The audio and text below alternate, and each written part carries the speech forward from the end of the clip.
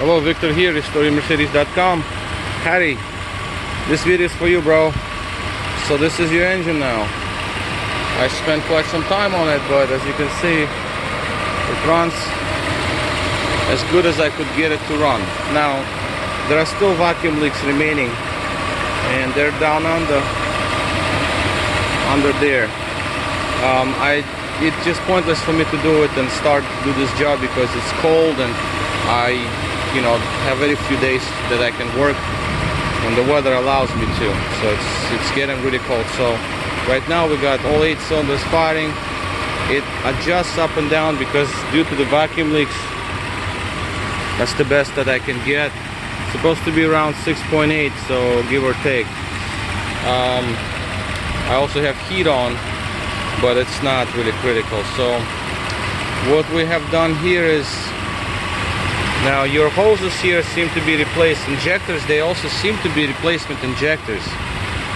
Vacuum lines, like I said, these pipes and the one under as well, they seem to be replaced. It's 100% because I can see the bolts are stripped on some injectors, and the pipes at this vintage definitely would have not survived. My biggest problem was with the injector seals. I'll show you that real quick. Oh yeah, you just want to say this is 560 SAC. So this is 5.6 and 117. Usually, I don't work lots on these cars, but this is the car. Okay, so there are quite a few things that were wrong here, but injector seals, I'm gonna show you a few just so I don't.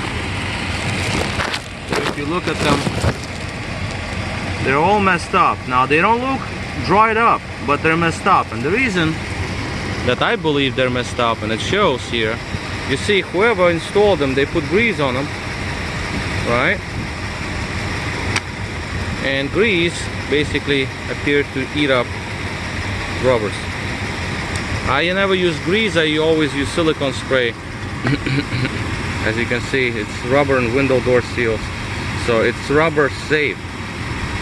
You see, protect metal, plastics, wood, rubber, vinyl, leather surfaces. So this is what I use to install rubber parts, and this proved to work extremely well. Never had any issues. Using grease can eat rubbers. That is that. So all 8 injector seals replaced with injector holders together. I always like to replace them as a set. Now the wires over here, I soldered them back up.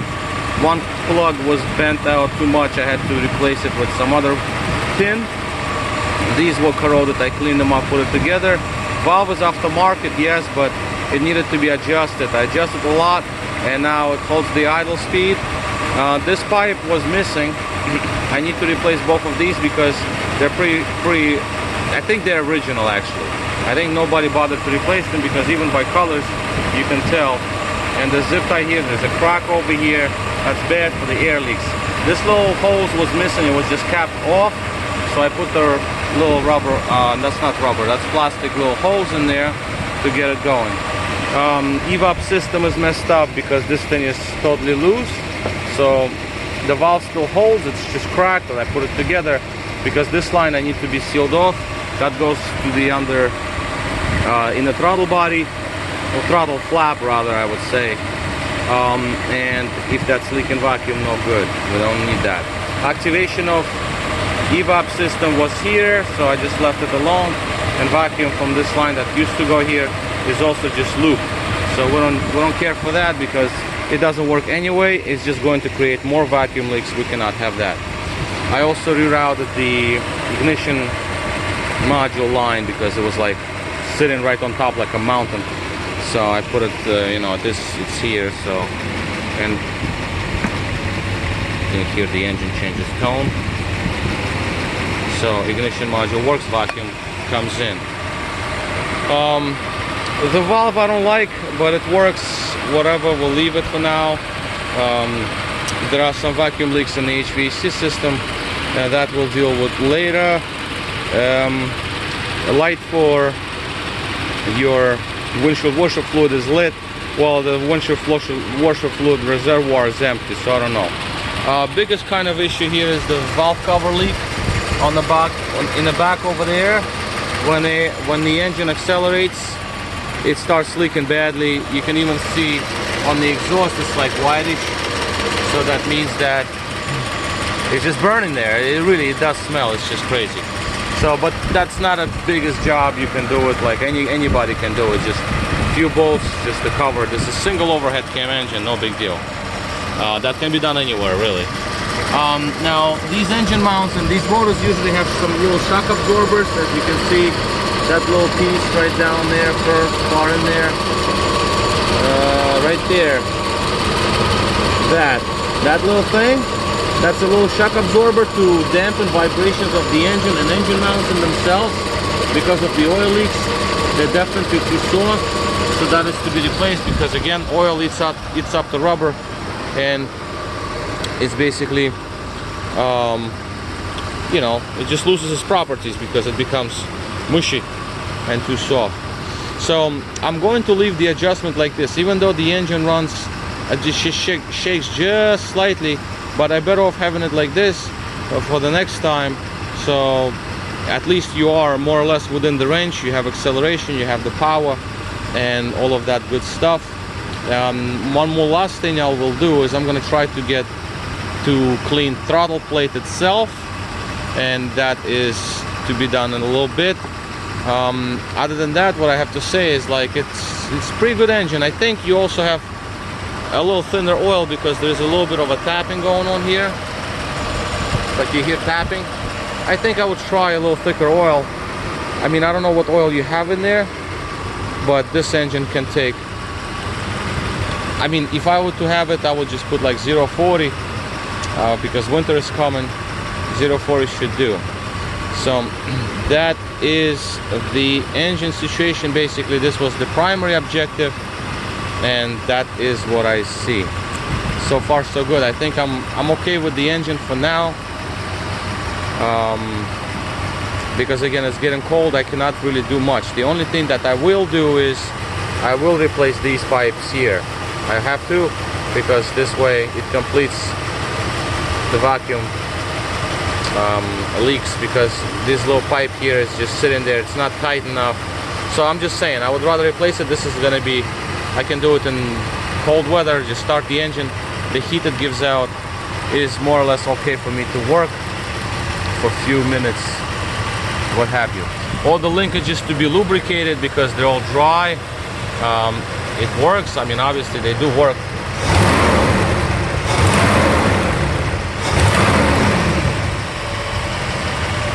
They work, but it's a good idea to lubricate linkages. So inside the car, I'm replacing the strikers, the door jambs. We need to replace the switch over here. It's broken. All of these parts. That's the light switch. Actually, it's not broken. It just sticks. Oh, it's bent. No, I see. It's bent a little bit. If you look closely, it is bent. So the lights don't. Yeah. These are for other things, like the seat belt extender. No, this is bent. I mean, it's just cheap enough. We replace it anyway, just for good measure. Something happened there. The door handle, obviously, that's to be done. Well, the seat belt extender, what have you. We'll deal with it later. That's all later. It's like I said, it's getting cold. And another thing that I will do, and I must do, I have to do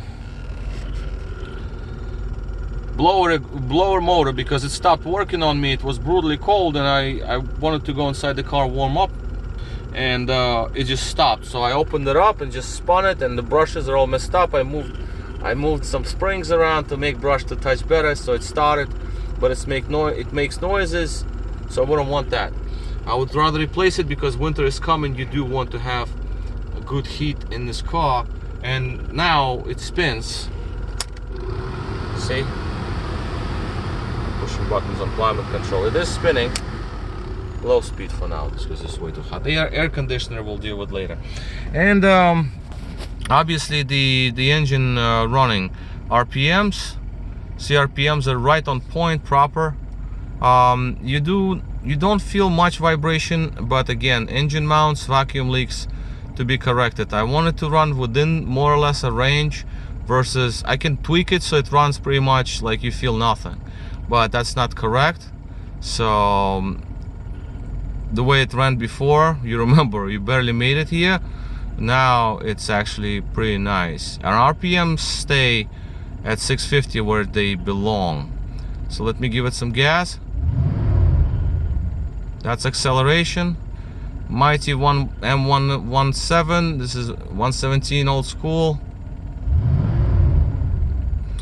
Yup, picks up pretty well in drive. So we are in drive right now. It's pretty steady. You know, this is good. That's drive. Don't worry about oil. That's the gauge in itself, I believe, because it moves too quickly.